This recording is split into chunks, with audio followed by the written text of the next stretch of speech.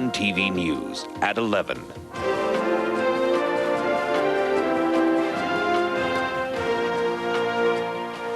Good evening, I'm Donna Skelly. Tonight, residents of South Carolina brace themselves for yet another hurricane. The woman suspected of throwing her baby off a suspension bridge is reunited with her children. And do you know what you're eating? Not according to one of Canada's leading scientists.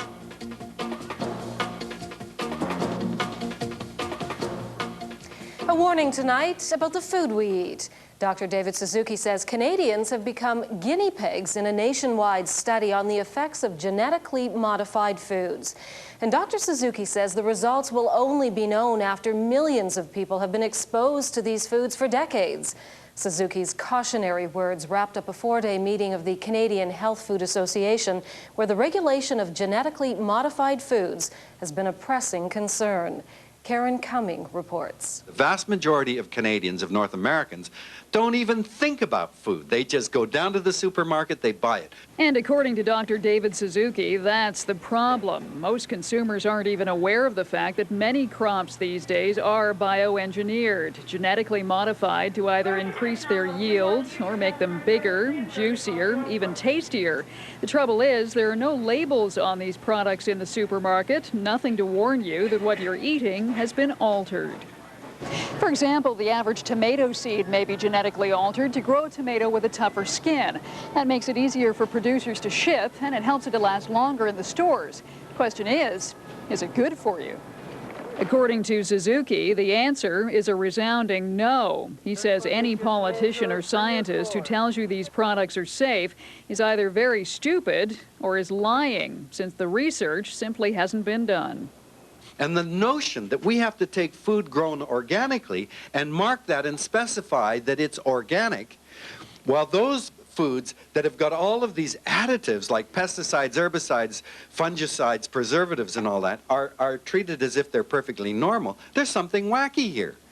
To that end, the Canadian Health Food Association has started a petition calling on the government to require mandatory labeling of genetically modified foods. That labeling is done in Europe, but not in North America.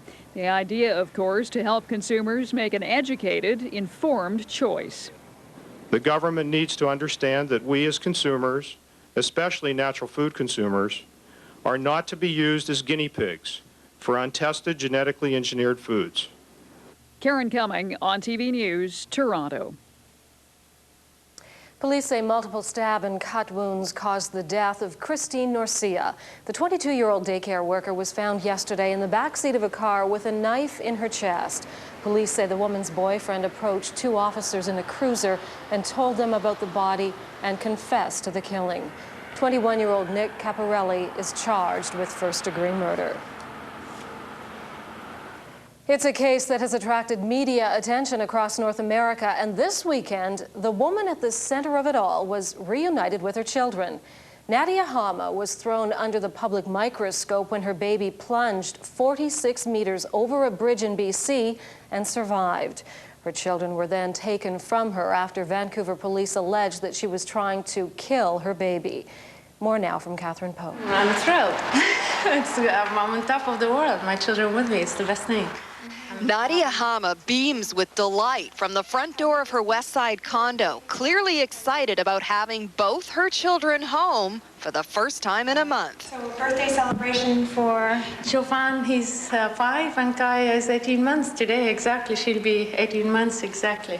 Baby Kaya became famous September 22nd after surviving a 47-meter plunge off the Capilano suspension bridge. Moments before, these pictures showed Nadia walking across the bridge holding her son's hand. Kaya is up on her shoulder. Suddenly, the baby falls from her arms. We are treating it as a criminal investigation. The police searched Hama's home, seizing computers, among other things, but no charges have ever been laid. However, it must be recognized that there's no basis for Ms.